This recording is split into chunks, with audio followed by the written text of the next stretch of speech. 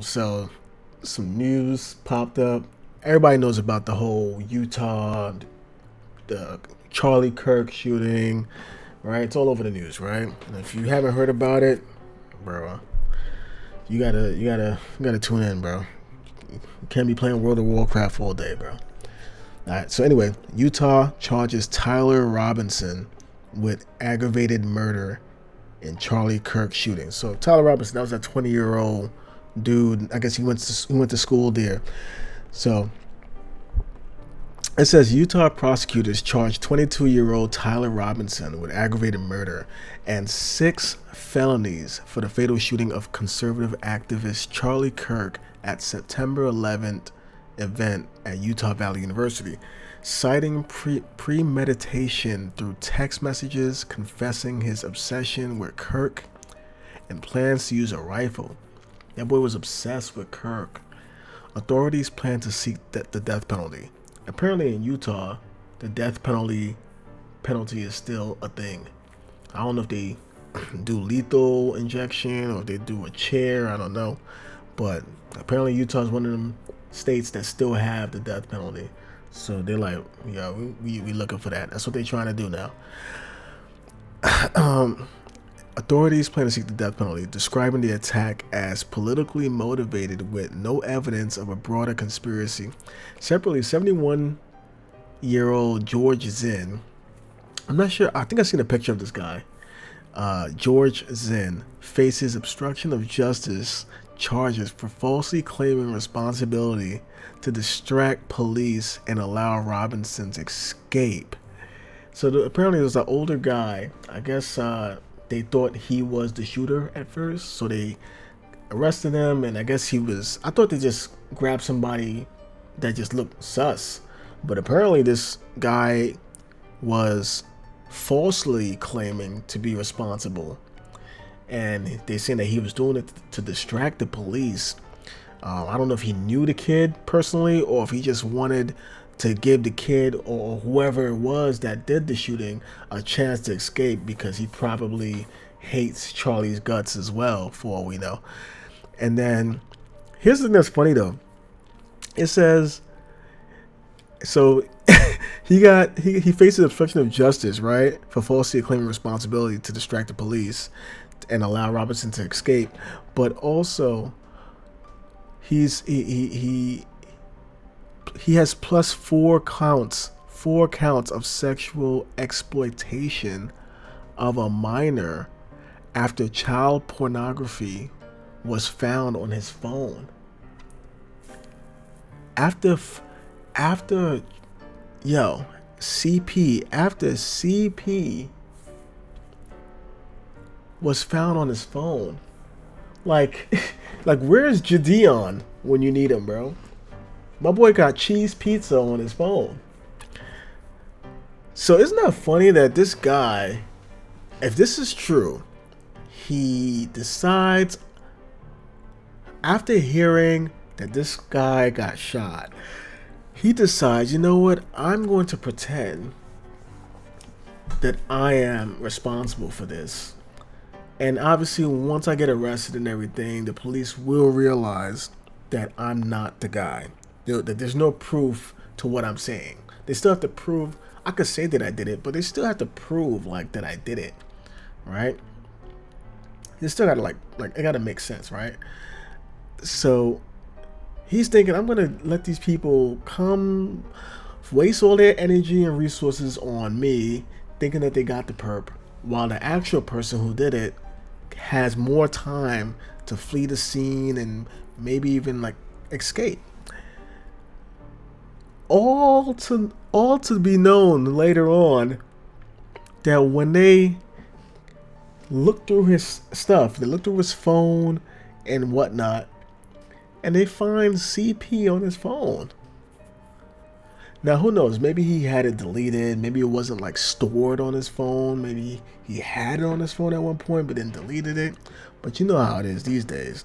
They're able to go through your phone and look at all the messages and photos and possibly even videos, maybe, that you have deleted off your phone.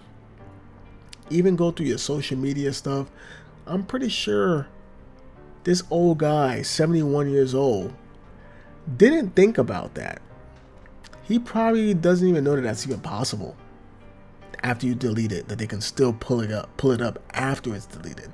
He's 71 years old. There's people in their 30s that don't know about that. So, oh man, that's so crazy, bro. That's so crazy, man. Anyway, so I'm gonna look at this one piece right here too. So this guy right here, Matt Walsh, he said, Walsh? Oh no, I saw a boxer over the weekend. His name was Walsh, his last name. Anyway, I am leaning very strongly towards the theory that this text exchange was scripted as a way to absolve the boyfriend. It's almost exactly what Walter White did at the end of Breaking Bad. This feels like a strategy they cooked up from watching too much TV. Now, he's talking about boyfriend, aka the roommate of the shooter, the Tyler Robinson guy. Apparently, the guy is dating his roommate, who is also a guy, but I don't know if they are in the midst of transitioning into a female, or if they already complete the process, whatever that would entail. But basically, the shooter, from what people are saying, is that he is dating a trans woman, which means it's a guy who believes they are a girl. Alright, so it looks like this is a text exchange. Let me see what's going on here. So after reading the note, the roommate responded, "What? You are joking, right? Is this through text? Or is this is a lot of text, unless this was a conversation over the phone." See, I am still okay, my love. Okay, so Robinson, he said, "I am still okay, my love, but I'm stuck in Orem for a little while longer yet. Shouldn't be long until I can come home, but I gotta grab my rifle still. To be honest, I had hoped to keep this secret till I died of old age. I am sorry to involve you." So the roommate says, "You weren't the one who did it, right?" Bro, he said something about a rifle. He said, "You weren't the one who did it, right?" Robinson said, "I am. I'm sorry." Roommate says, "I thought they caught the person." Oh, okay. I see what the person says right here. I see what he says over here. He's saying that he released the text messages between Robinson and his roommate. Oh, wait, hold on. No, I see what this person is saying right here. He says, "I am leaning very strongly towards the theory that this is text exchange was scripted as a way to absolve the boyfriend." So he's saying that he thinks that this whole text exchange was created so the roommate doesn't seem like they knew beforehand that this was going to happen, so they don't both go to jail, basically. All right, let's continue. I'm sorry. That's what the Robinson said, the guy who shot Kirk. The roommate says, "I thought they caught the person." Then Robinson says, "No, they grabbed some crazy old dude, then interrogated someone in similar clothing. I had planned to grab my rifle from my drop point shortly after, but most of that side of town got locked down. It's quiet, almost enough to get out, but there's one vehicle lingering." So the roommate says, "Why?" The Robinson says, "Why did I do it?" The roommate says, "Yeah." Robinson says, "I had enough of his hatred. Some hate can't be negotiated out. If I am able to grab my rifle unseen, I will have left no evidence. Going to attempt to retrieve it again. Hopefully they have moved on. I haven't seen anything about them finding it." Alright, so the roommate says, "How long have you been planning this?" Robinson says, "A bit over a week, I believe." I don't know why that sounds... I believe? Why would you say "I believe"? That sounds so... The I believe sounds so like out of pocket. This sounds like it doesn't fit with, like, it's either you know or you don't. You know what I mean? Anyway, I can get close to it, but there is a squad car parked right by it. I think they already swept that spot, but I don't want to chance it. This is a text messages? Robinson says again, I'm wishing I had circled back and grabbed it as soon as I got to my vehicle. I'm worried what my old man would do if I didn't bring back Grandpa's rifle. I don't even know if it had a serial number, but it wouldn't trace to me. I worry about prints. I had to leave it in a bush. You worry about prints? So he didn't have a glove on that like that? It's so weird. This is such a sloppy job. Anyway, he says, I don't even know if I had a serial number, but it wouldn't trace to me. I worry about prints. I had to leave it in the bush where I changed outfits. Didn't have the ability or time to bring it with. I might have to abandon it and hope they don't find prints. How the F will I explain losing it to my old man? That sounds so stupid. I thought they said this guy was smart. This doesn't sound smart. Only thing I left was the rifle wrapped in a towel. Remember how I was engraving bullets? The effing messages are mostly a big meme. If I see notices bulge UWU on Fox News, I might have a stroke. Alright, I'm gonna have to leave it. That really effing sucks. What? I mean, I'm not gonna lie. It does sound like a script. I'm not gonna lie. He texting. This is all text messages? This does sound like. Well, I don't like. Here's the thing. I don't know the person. Clearly, he's not a normal person because he went and performed this act. But this seems very, very abnormal for a text. First of all, you text me, I'm not reading all that. That's for one. Me, don't be texting me no paragraphs. Like, I'm not trying to read a novel. Like, just call me, right? Just call me. Why are you doing this through text? I thought they said he was smart. If he's doing this through text, what did they think that, hey, they will be able to discover this eventually? If they catch me, this will be evidence. So that's what's making me feel like this was probably scripted. Because why would you send a text unless you expect somebody to read it? And I'm not talking about the person that you're sending it to. You know what I mean? Let me see what the chat's saying. Not the chat.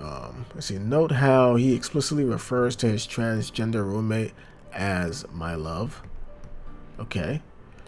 Extremely fake. They planned this text exchange as a cover-up, very scripted. He said, wouldn't be surprised. Teenagers writing in perfect grammar and spelling on a Discord server. This is not a natural set of text messages between two young people. I know the first one is a quote, but yeah, this isn't how 22-year-olds talk. This is a movie dialogue, right?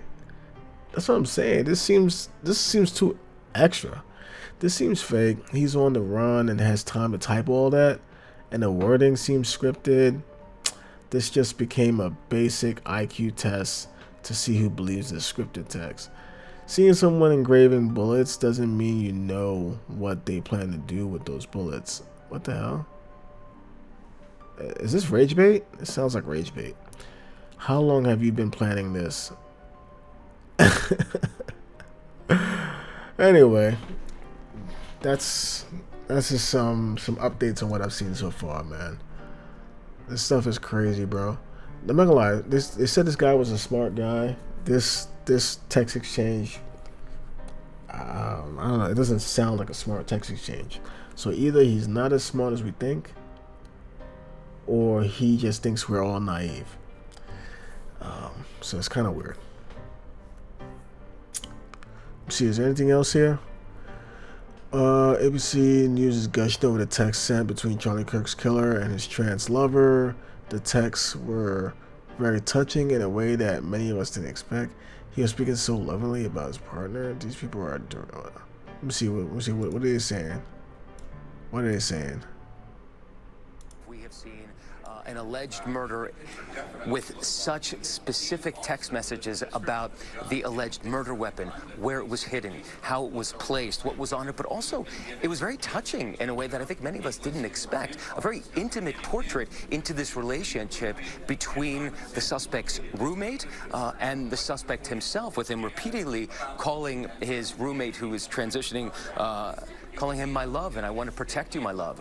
So it was this duality of someone who the attorney said not only jeopardized the life of Charlie Kirk and the crowd, but was doing it in front of children, which is one of the aggravating circumstances of this case. And on the other hand, he was, speaking so lovingly about his partner. So a very interesting and, as Pierre said, riveting press conference, David. It was tough.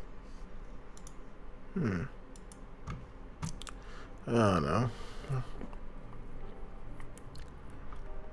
don't know. Oh, is this the old guy? I'm leaving here with something. The FBI.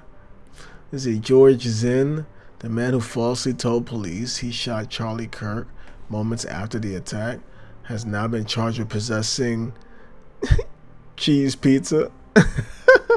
He got that CP, man. He got that child videos, man. Goodness gracious. Isn't that dumb? See, this is one of those moments was like those God don't like ugly moments. You know what I mean? The karma hit him quick, man. Karma hit that boy quick. Oh, I'm the guy who did it. Oh yeah? Alright, cool. We're gonna investigate you. I'm gonna go through your phone. Yeah, sure. You ain't gonna find nothing in there. He go through his phone. Who knows? He probably still has stuff on there. But even if he deleted it, they still would have found it. So now he's probably gonna spend the rest of his life, because he looks old already. They say he's like 71, so you don't have that much life.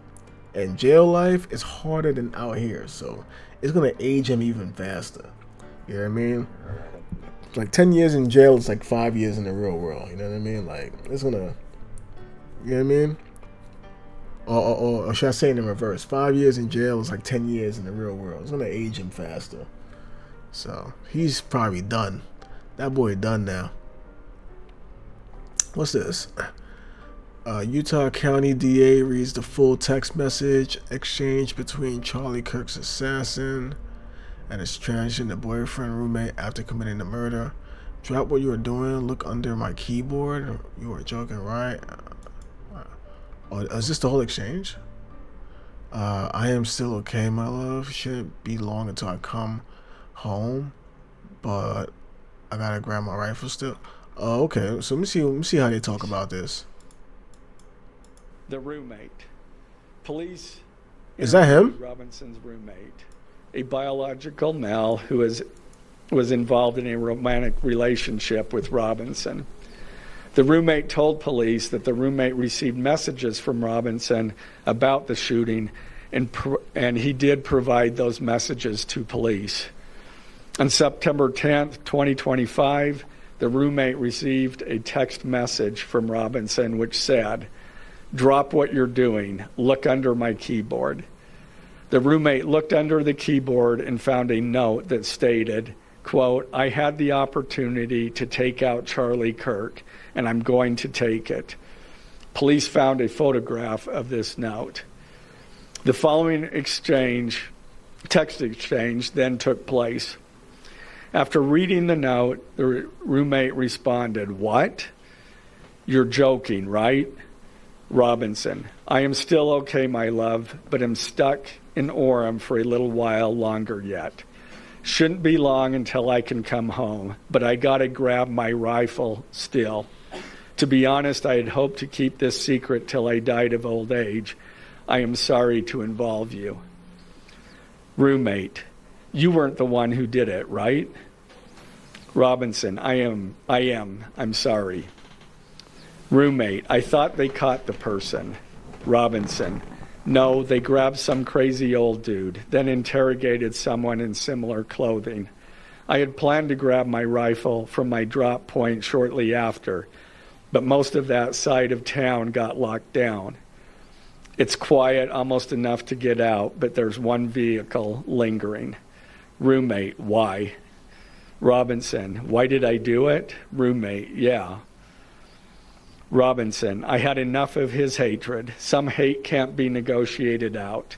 If I am able to grab my rifle unseen, I will have left no evidence. Going to attempt to retrieve it again. Hopefully they have moved on. I haven't seen anything about them finding it. Roommate, how long have you been planning this? Robinson, a bit over a week, I believe. I can get close to it, but there is a squad car parked right by it. I think they already swept that spot, but I don't want to chance it. Robinson again, I'm wishing I had circled back and grabbed it as soon as I got to my vehicle. I'm worried what my old man would do if I didn't bring back Grandpa's rifle. IDEK if it's had a serial number, but it wouldn't trace to me. I worry about prints. I had to leave it in a bush where I changed outfits. Didn't have the ability or time to bring it with. I might have to abandon it and hope they don't find prints. How the F will I explain losing it to my old man? Only thing I left was the rifle wrapped in a towel. Remember how I was engraving bullets? The F in messages are mostly a big meme. If I see notice bulge UWU on Fox News, I might have a stroke all right. I'm going to have to leave it. That really effing sucks. Judging from today, I'd say Grandpa's gun does just fine, IDK. I think that was a $2K dollar scope. Wink, wink. Robinson again. Delete this exchange. Again, Robinson. My dad wants photos of the rifle. He says Grandpa wants to know who has what. The feds released a photo of the rifle, and it is very unique.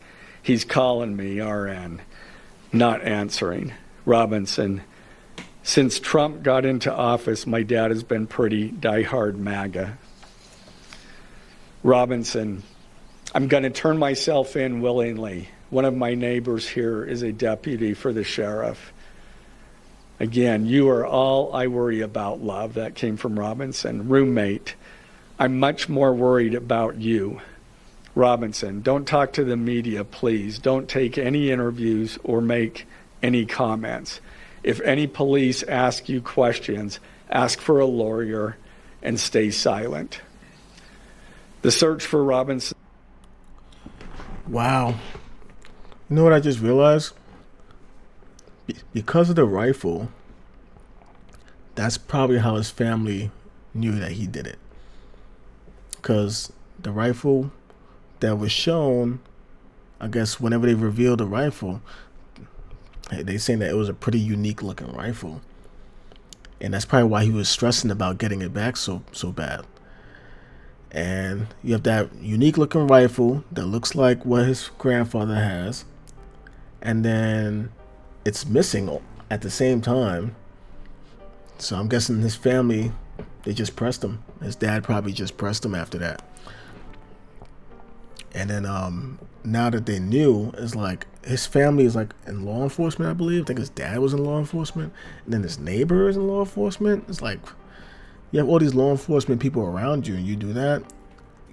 If they know, they're gonna just send you in. They're not gonna hide you, because then if they hide you, that's basically like them being an accomplice. They're not trying to go to jail for you. And then he also said the Tyler Robinson guy, the guy who did the shooting, he also said that his dad is like a conservative or something like that. Like he's on the side of the people who agree with Charlie Kirk. So it's like you killed this guy who's like fighting for the side that I support. Like you killed him. It's one thing if you don't like him or don't agree, that's fine, but you went out and killed him. So you're also not only just against his views, but you're also a murderer. It's like, bro. And who knows? I mean, now I don't know what his relationship was with his dad. I know some fathers they might have a tough time having a son who might be a homosexual. You know, like some fathers, they completely fine with it. They love their son the same way, as long as their son is being a law-abiding citizen and is thriving in their life. They don't have a problem with it. But there's some fathers that they, no matter what, they just have a problem with it. You know, they don't believe in that type of lifestyle, and they probably think it brings shame. And who knows? Maybe his dad didn't have a good relationship with him to begin with, and maybe it wasn't that difficult to turn him in for him. You know, maybe it wasn't. But either way, man, either way, it's still crazy. It's still crazy to see what happened. This is more of the text exchange stuff, and this is the old guy with the CP. All right. Post a leak to me. What? New Tyler Robinson post leaked to me. Tell a very different story than you've heard before. Okay. Is this the boyfriend? Hold on, what the hell? Is this the trans boyfriend? Man, that's tough. Well, hey, man, it is what it is, man. But that's what it says. To suggest people on the internet are cheering for the murder of Charlie Kirk is total opposite of what's actually happening there. Lying simply no bounds.